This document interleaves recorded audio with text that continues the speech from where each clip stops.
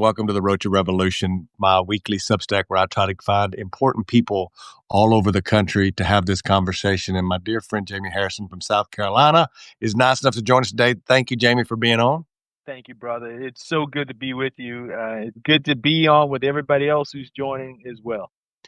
And Jaime, you'll be proud to know that when I started this Substack, the original idea, and it stayed that way, is I wanted to have and make space for men in the Democratic Party to have a frank conversation.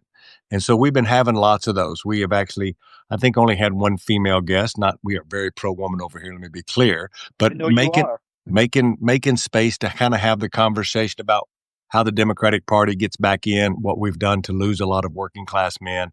We've had a lot of those conversations. We've had a lot of great guests. But Jaime, I think that, folks know you. They know of you. They know of you as one thing, and that is the DNC chairman, that you've given up that seat just in the last cycle. But what they don't know is the Jaime that I know. I knew you very little as the DNC chairman. You were always my friend. You were always supportive as the chairman, let me be clear. But I knew Jaime way before then.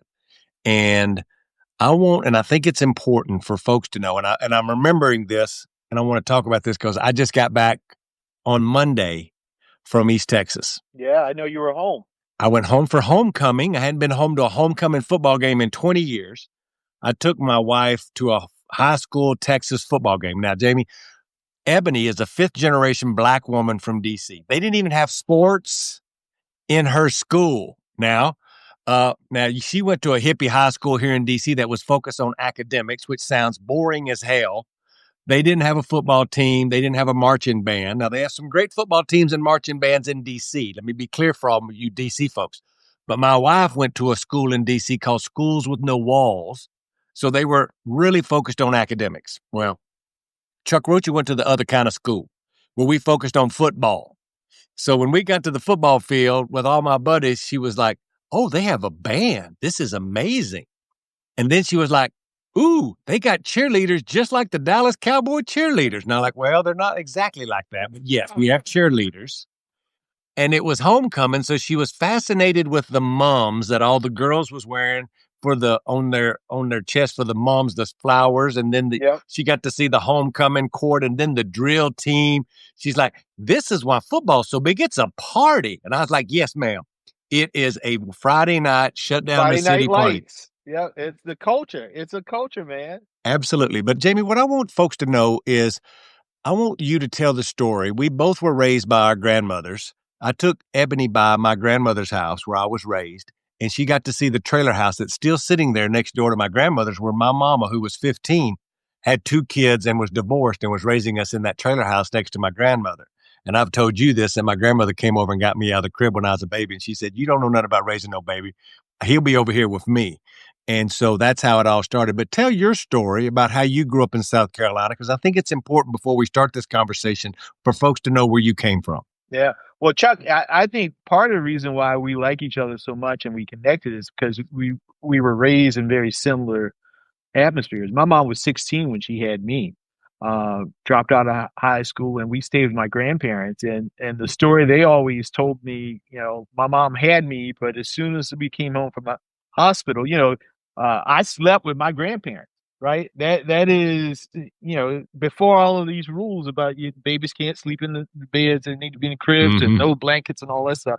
I slept in bed with my grandparents as a newborn baby because, again, my grandma didn't think my mom knew anything how to take care of babies. And so, as a result of that, I really created this symbiotic relationship between my grandparents and myself. My mom went on to leave South Carolina to go to Georgia. And when she went to Georgia, she left me in South Carolina with my grandparents because she was trying to find a job and get all that stuff. But Chuck, when she had gotten herself established, she said, "Well, Jaime, why don't you come to Georgia with me?" And I just couldn't go. And it's partly because my grandparents and I had built this relationship where I needed them, but they needed me too. Because I did well in school. I read when I was in middle school, I was reading at a high school level. So they would get bills into the house and I would read the bills to them. because my grandmother had an 8th grade education. My grandfather had a 4th grade education. So I would read the bills to them. Now I wouldn't always understand what they meant, but I could read it. And once I read it to them, they understood it and what they needed to do with it. But in middle school, Chuck, we were homeless for a little bit because my grandparents were defrauded out of their home. They had a house that I was born in, sold that house, and my grandma's whole thing was she saw these fancy trailers. You know how they started making them mobile homes, man, with the Double jacuzzis and wise. double wide. It was a double wide trailer, Chuck, and it had the fancy tub in it. You know, you can even get a little fireplace thing going and all kinds of stuff in it. Well, my grandma went and bought one of those places. She went to one of these trailer parks, met with a man. He told her, Miss Harrison, Mr. Harrison, every month you bring your payment to me. And my grandparents didn't have a bank account, but my grandfather would go to the post office and get a money order. He'd get paid, go to the post office, get a money order. The man said, "Bring your money order to me. I'll fill it out and send it into the company." They did that religiously, Chuck, for months, and then letters would come in the mail about uh, we haven't received your payment. We haven't received your payment. My grandma would call him up. I got this letter. My grandson just read to me. He said they haven't received the payment. He said, "Oh, there's something going on with their computer system. I'll call and straighten it out." Kept going on for a few more months. And there was one day, Chuck, again, I was probably in 6th grade. There was a knock at the door, and it was the sheriff. And the sheriff said, Miss Harrison, I'm sorry to tell you, but your home has been foreclosed on for lack of payment. And you have until this time to move out. That's the first time in my life I ever saw my grandfather cry. First time. And it was devastating, man. Shortly thereafter, my grandfather had lost his job. So we stayed, made little pallets on the floor, stayed on the couches of relatives. But it was those moments that really, really put in me that I needed to be able to stand up for people like my grandparents, that I needed to fight for folks like them. Because despite all of the hard work, all of the effort, all of the attempts to do the right thing, the world still never treated people like them right. And so that really is sort of the roots of who I am.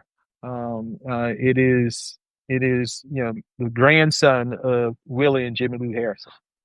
Well, I think that story says so much. Obviously, it moves and it moves a lot of us who hear that, and you don't want anybody ever have to live through what you lived through, and it's such a tragedy. But what we forget, not me and you, but lots of consultants and folks who run campaigns, is that folks deal with that every day still till today.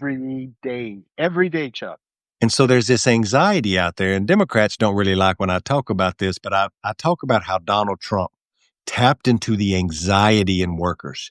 They feel like your grandparents, like my grandparents, God rest their soul, about who's going to stand with us. And things have gotten so bad for people, regular working, lower middle class people, to where they were so desperate last few cycles to be like, well, at least he'll be the retribution, even though he was lying to them the whole time. Folks were hungry for something because there's this anxiety. And then you layer on other anxieties of just trying to make it on top of now Latinos with ICE in the street, or when you're trying to figure out how to pay for college. Like there's all these anxieties that have been going on for a while. My grandparents were both in World War II. They met there. My grandfather, who only had a 3rd grade education, had lied about his age to get into the shipyards to join the military. And then he would go on to go to Alaska, of all places. My grandfather taught me how to use tools and how to use things in the shop. And he was lucky enough, they had a little bit of land in East Texas. And he taught me a lot of lessons that today I'm reflected on when I'm working for candidates. Folks are like, well, how does a political consultant do what they do? And your job is to figure out how to convey a message to the voters. And when I reflect back, because we all know, and we talk about it here, I've never been to college, But I worked in that factory and had this grandfather who I followed around like he was my dad everywhere he went. I made every step. He taught me right and wrong. He taught me how to drive a tractor. He taught me how to be good to people. He taught me all the things. He taught me these things that aren't, I was raised a generation ago because I was raised by him. So when I sit down to write an ad, it looks and feels a little different because I don't have anything to go on what I read in a book, but I remember my grandfather's stories. I remember my grandmother cooking. I can still hear my grandmother tinging the coffee cup with a spoon when she's stirring her coffee in the morning. It's hitting the side of that ceramic cup, right? And think about the stories they tell. And when we were home this weekend, it all kind of came bubbling back up. That's why I'm so glad that you could join us because I was hanging around with a bunch of my buddies who I played football with, who are all Republicans. And y'all should know in East Texas, where I come from, it's very red. And it hadn't always been that way, but it's been red for 30 years now. And we had a great time. Me and these boys cut up, we grab assed, we played golf, we went and had dinner over at our buddy's house, and we did all the things. And wasn't no talk about them hating me because I was a Democrat. They know I'm a Democrat. They see me on TV. But we know all the 80% of things we have in common, and we rally around that when we're together. And I'd really like your thoughts about today. It seems like because of the internet, there's so many people making money out of pulling us apart or making us hate each other that it's destroyed politics in American culture to where you got to be on one team or the other. And I'm supposed to hate you because you're black, or I'm supposed to hate you because you're a Democrat, or I'm supposed to hate you because you're white and a MAGA on both sides of that. Or do you feel the same way? No, Chuck, I think you're right. You are spot on that the politics of division is profitable for a lot of folks, and they are making basically when they sow hate and they sow division, we are in essence paying for their second beach home or or their 2 week cruise vacation around the world. And when I often think back to Jim Clyburn's sort of a political father to me. And I remember as a young staffer on the Hill, and he used to tell me because he had a great working relationship with the Republicans in the delegation then. And he would say to me, he said, Jamie, even the way that politics should work is that even though we may take different roads and different paths, hopefully the destination is the same. Hopefully that we're trying to get to the same place, that we believe that this country should be good for all of the country's people. We may take a different direction to get there than the Republicans do, but hopefully we can find some common ground in terms of a common destination. I mean, things have changed that, sometimes I do think that the destinations are different. But I think part of what we have to do to get back to is instead of becoming caricatures of what a Democrat is or what a Republican is, that we peel back the layers a little bit and find that there's so much commonality that we have. Let's figure out those things that that commonality that we have and build on those things. And then after that, if we need to fight like hell on everything else, then let's do that. But let's figure out where we can all make progress on together. And up until that point where the progress can't be had and then we have to diverge, that's fine. When I was state party chair, one of my uh, closest political friends was my Republican counterpart, who was also the state party chair, Matt Moore. He and I, and we didn't start off as fast friends, but because the two of us were paired together to come and talk about the Democrats and the Republicans so often that we spent some time actually talking to each other and learning about each other. And we find out that we actually like each other. Again, we differ on politics. When I ran for the Senate, I was running for the Senate, but he was working for Lindsey Graham. But Matt was still my friend, regardless though that we were on different sides. And so um, we can find that, and we find it even in our own families. And so we got to figure out again how we can figure out the common ground that we have. Um, and then once we get past that, you can always have the healthy competition and the fight, but it doesn't have to get personal. It doesn't have to get vindictive, and it doesn't. It definitely doesn't have to be rooted in hate. I think you're exactly right. And I think that leads to my next question, which is around what we've seen in American politics. There's one thing that's for sure, and there's a lot of blame to go around, but the Democratic Party has done worse and worse with working class voters, the old blue collar union voters. They still win a lot of that support, don't get me wrong, Oh but yeah. we bled that support.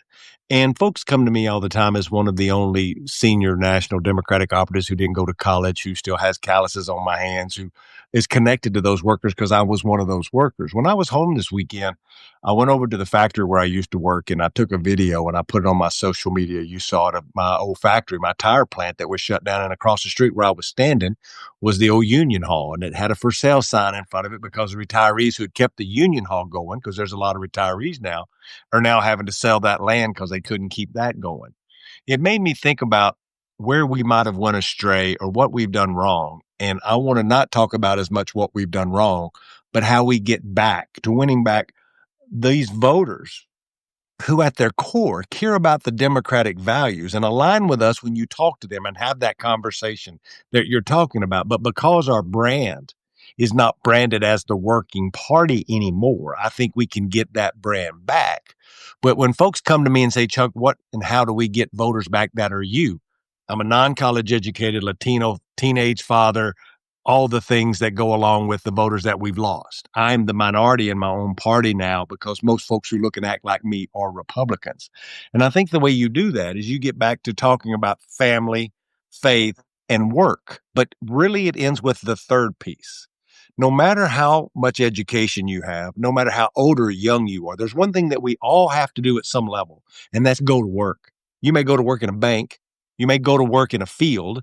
You may go to work in a hospital. You may go to work in a school. But we got to work because what are we doing work for? Not because we love work. We're doing work because we have to provide for our families and whatever that is. That's the commonality of why I joined this party. I joined this party because the union told me the Democrats are with the workers and the Republicans are with the bosses. You're a worker. You're going to be a Democrat. And I was like, sounds right. And then it backed up with all the policy. While Republicans were trying to pass bills to do away with a 40-hour work week, we were fighting for getting double time on Sundays.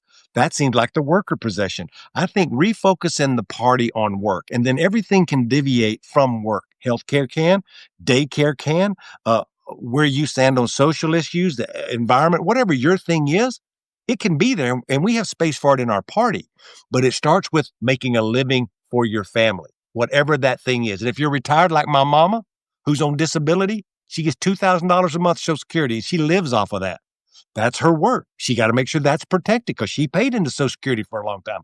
I think the way you start winning these men back, and I'll stop and get your position on this, is I think we have to recenter around the dignity and honor of work and how we make work better for people where they can make more money and have to pay less for their health care. I agree with that. And Chuck, I'm going to say something a little controversial with some of our folks. We got to stop demonizing the work that people do, Boom. right? I mean, listen, I'm all for climate and all, but if you go to New Orleans and some of those guys are working with some of the energy companies and all that, but when they hear Democrats demonizing all of that, then in essence you're demonizing the work that you do. Or if you were at the Boeing plant here in Charleston, South Carolina, right? That plant where the men and women who are working there is making nice salaries, but also you got the port right there, and that port is a third of the jobs in South Carolina come to that port, and that means that the companies that are in the state have to be shipping things back and forth in order to do that. But but we have gotten so to the point where that you can only do the things that are like on this approved list that people want you to do. And if you do anything outside of it, it is demonized. It's bad. But you've got hardworking men and women who work hard each and every day to provide for their families.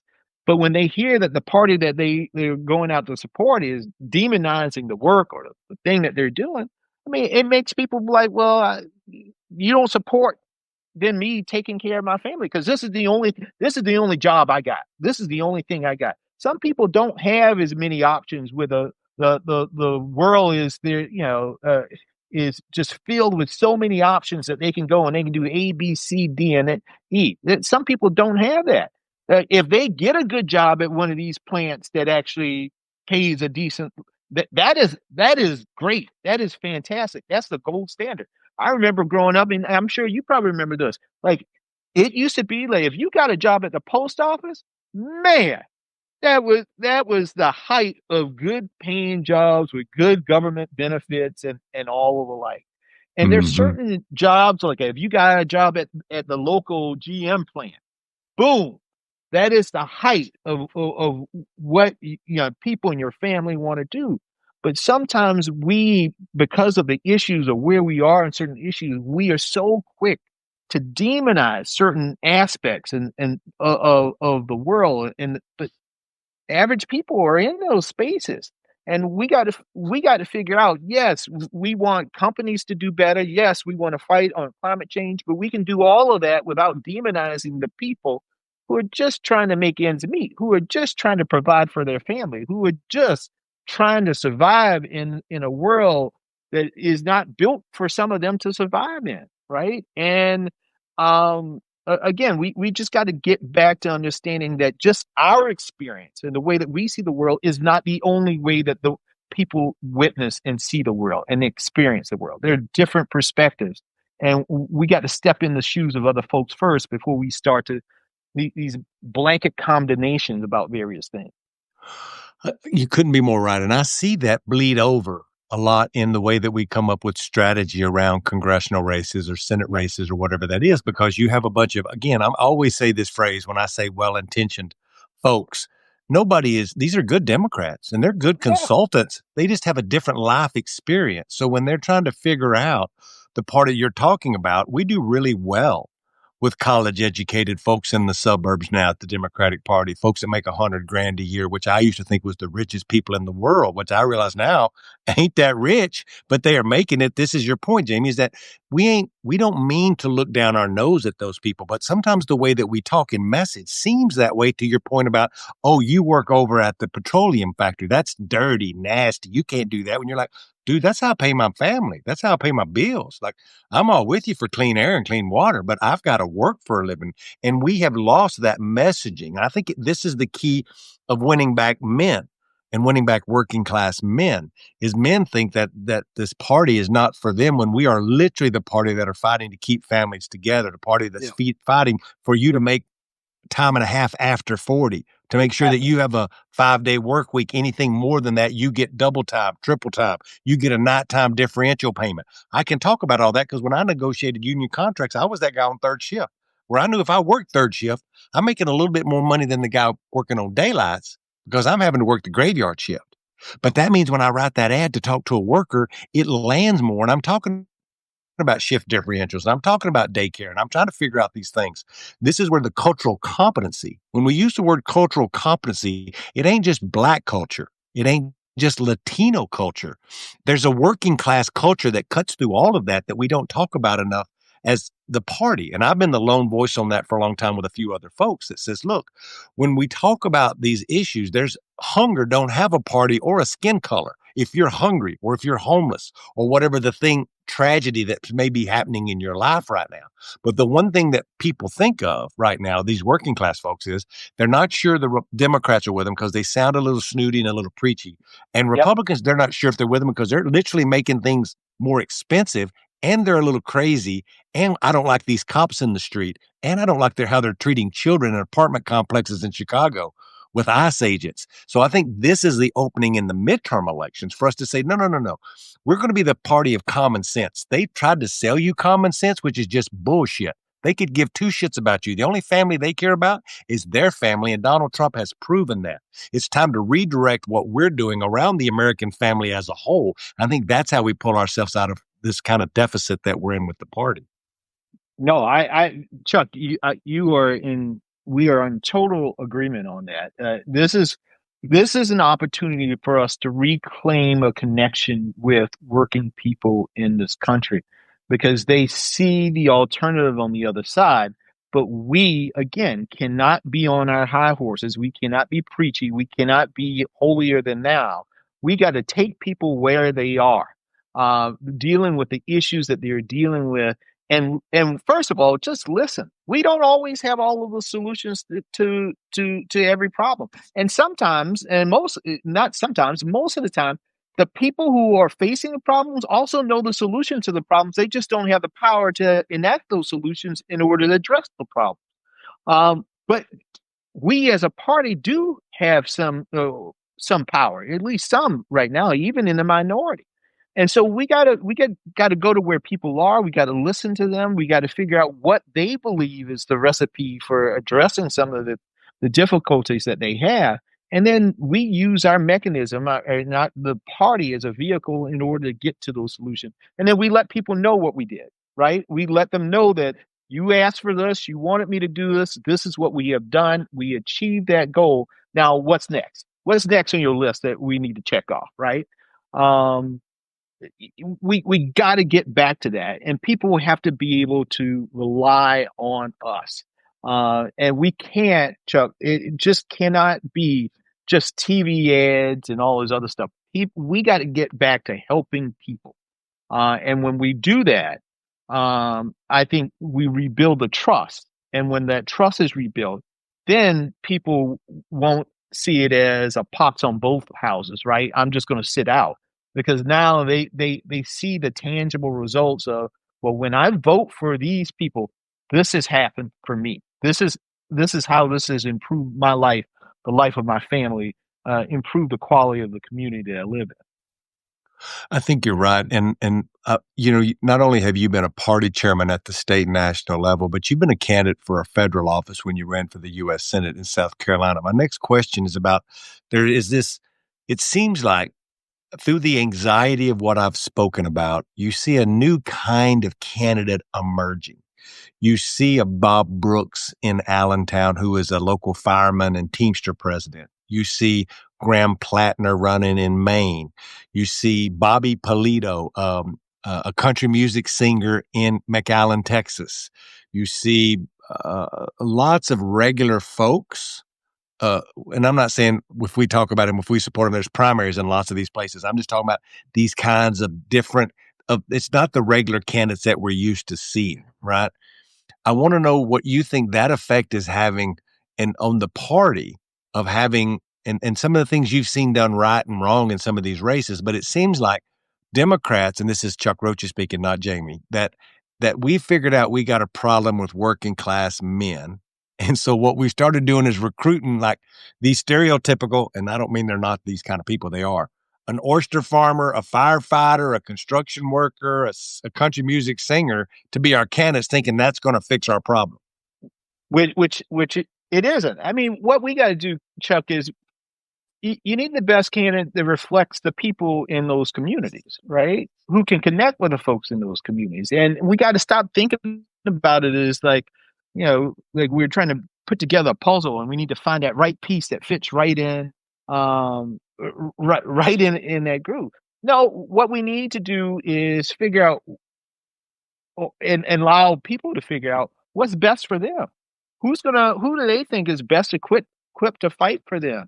It is not always, yes, you can go out and look for certain things. That's fine if you think, but I'm a much more, let the thing go organically. But now that doesn't mean that sometimes organically nothing comes up, and then the party has to prime the pump to get something to come out, right? Um, but it's great to see this diversity of folks. But I also, one of the things that has bothered me right now is also the sort of uh, and I see it, and I want to say it in the most respectful manner, but it's sort of in like the white male savior complex that we sometimes generate in this party with some of our candidates juxtaposed to candidates of color, right? That who's this next shiny new object? Like almost who's the next boy band, right? That's going to be out there, but at the same time, you have New Edition that is just as good, if not better, right? But you know what I mean? Like we'll find Backstreet or NSYNC and this and that. Yeah, they're good, they're talented, it sounds good, but the whole package is right there. But no, we think this is the package that we need, and that bothers me sometimes. And I've been calling it out a little more because I think we just got to be careful, particularly when you go back to those communities and tends to be the community of color to be the backbone and to always, they're performing at, the Latino community 50, 60, 70% turning out for Democrats, Black community 80, 90%. But then when our candidates from those communities step up, we don't, no, that's probably not the right candidate, and we can't give them support. And so it just can't. It has to be both. It has to go both ways. It can't just be a one direction. I will be here and be the first to say that your knowledge of 1990s and 2000 boy bands is disturbing, just so you know. That bothers me a lot. Just so we're all clear there. Look, as a candidate, can you give other folks that are listening, now that you've been a candidate, you've seen the party running, you see all the things that we do right, and you see the things that we do wrong. Tell me some of the advice you would have for candidates out there that are running at this particular time in the world. Donald Trump is the president. You have folks that are reacting to that. You have a government that is shut down. You have a party that is not popular within its own ranks because our base is so rapid to see somebody fight back that they're giving us low ratings because they literally want more fighting. And then you have a Republican Party that's literally kowtowing, if I'm using that the right way, to an emperor or king. Speaking of, there's no King's protest this Saturday. Everybody should go out and participate in the No King's protest.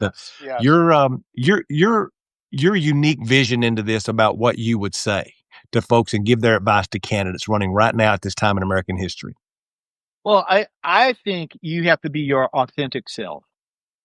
And you can't just, I see this many times with first time candidates, but also particularly with candidates of color, in that, they've never run statewide before, they've never run for office before, though they are extremely successful. They have really broken through. They've done all of these things, but then they sort of retreat back. All of the things and the natural instincts that they've had to succeed and to break through and to break all of the stereotypes and all these other things. They suppress those things, that natural feeling and ability, and just listen to what consultants say that they need to do. And many times, as you know, and you've been in these consultants calls, they have a cookie cutter approach. This is the way that you need to do running a U.S. Senate race. This is the way you need to run a House race. Well, that doesn't always fit every candidate. And what candidates need to understand is you got to be you, because that person is why you're at this place right now. And you cannot bury your natural instincts. You can't bury your natural gut inclinations about what you need to do and what you need to see. And you need to be your authentic self. You need to be your true self. And you need to let that shine through the campaign. Because again, that is what has brought you to this moment where you are a candidate running for office. So that is not to say you don't listen to your consultants, yes, but they're only going to give you advice. But ultimately, you have to pick that advice that is best for you and let that be reflective of the campaign that you run. So don't turn off your natural instincts that you have in your head about what's right, what's not right, what feels good and what doesn't feel good. And because I think ultimately what people want right now, they want people who are authentic, who are real. That doesn't mean they're going to agree with them on every single policy issue, but what it means is that it means that they just want real people that, in the end of the day, that they trust, who they believe will fight for them and their families and their communities. And I think if we can just be our real selves, we'll be in a much better situation. There's a lot of different consultants that get to work on independent expenditures like me and our team.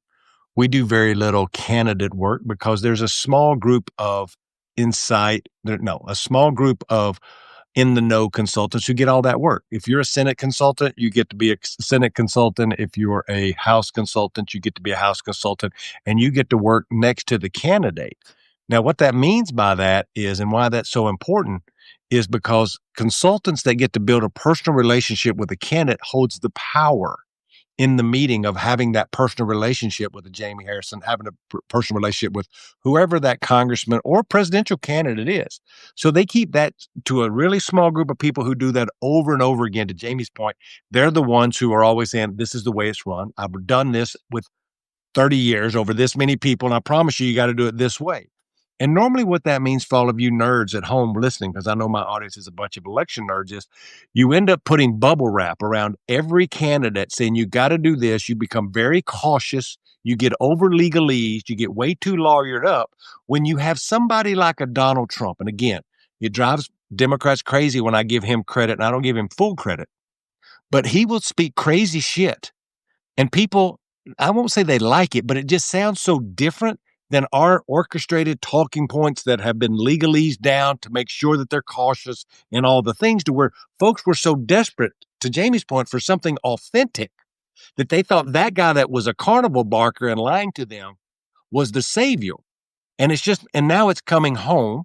Folks are aggravated because their stuff is going up. Everything in their life is going up. These tariffs are making it almost unlivable with coffee and beer and steak and things that people eat every day. To where the more off, that's why people like a Graham Plattner, whether he makes it or not, whether he's your candidate or not. He sounded like a regular guy when he did a launch video. Yeah, People thought he was the second coming of Jesus Christ. And I was like, he's just speaking regular shit. He ain't that great. He could be wonderful. Don't get me wrong. yeah. Folks liked Bernie Sanders because he said the same shit over, whether you loved him or hated him. He said the same thing over and over. People are like, oh, that seems pretty authentic. He ain't lying about it. I'm not sure if I'm down with this particular thing, but they liked it. So this is a great lesson for all of you listening, is this is why we went down a certain road over a longer period of time, because you've had this same group of small clutch consultants who were only working with the House and Senate candidates who said, you must do things this way. We should break away from that. Not saying that all their ideas are bad.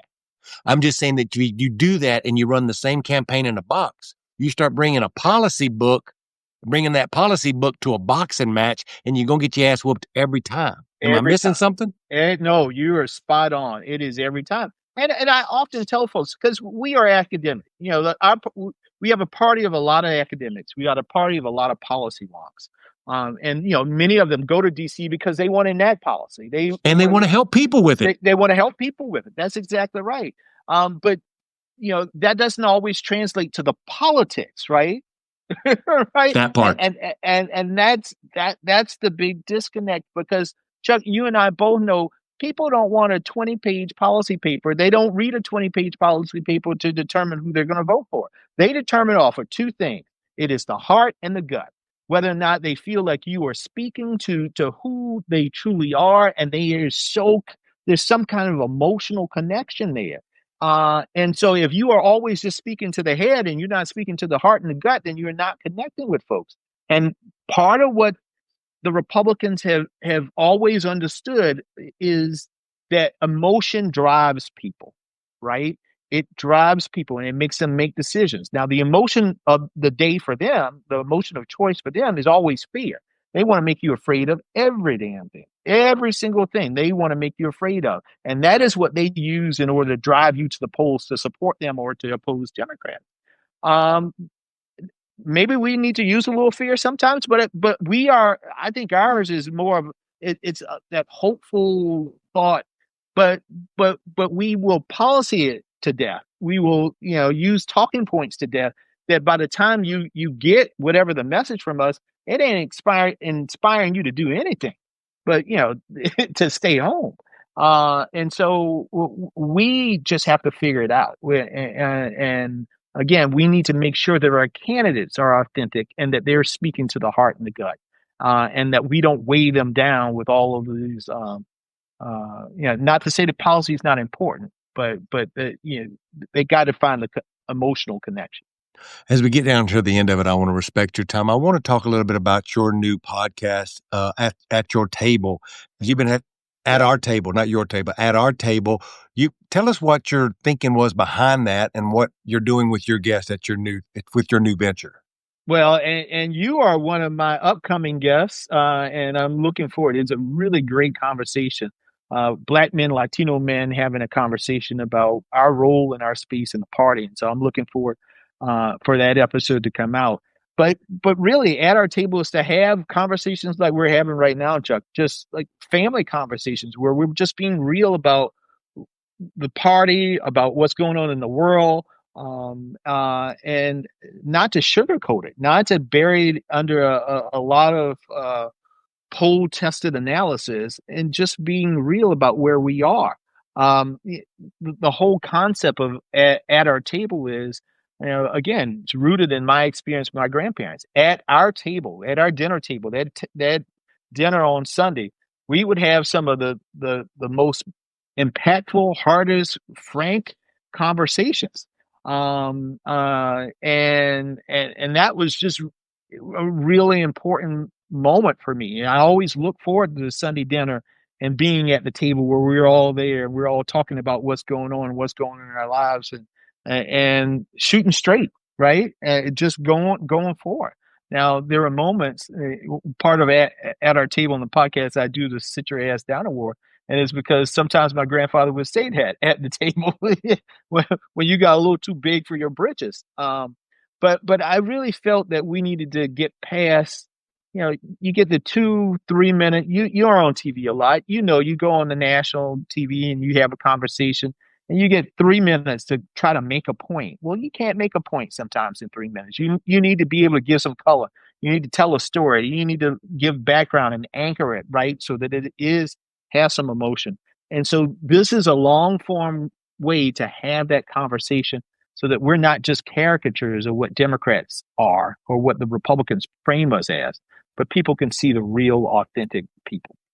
Last is the lightning round. I like to end with food and music. Talking about my grandparents, talking about your grandparents, I need to know the meal that your grandmama would make that you always look forward to the most.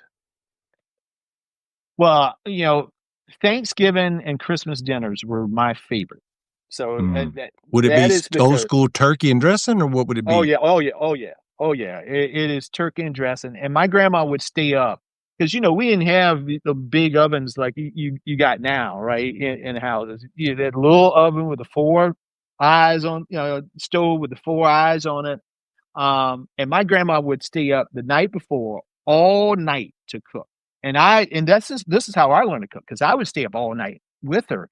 And it would be turkey and stuffing and,